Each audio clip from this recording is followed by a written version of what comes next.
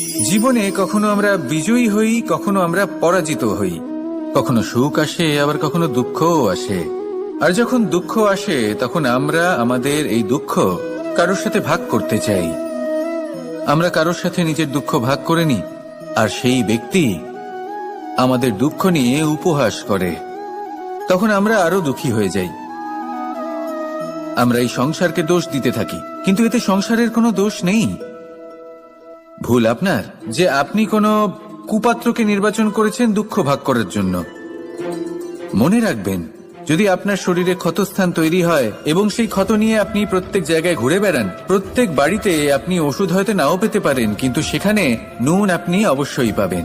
সেই জন্য যখনই দুঃখ পাবেন, শুধু সেই ব্যক্তিদের কথা মনে করুন যারা আপনার দুঃখ, আপনার যন্ত্রণাকে বুঝতে পারবে,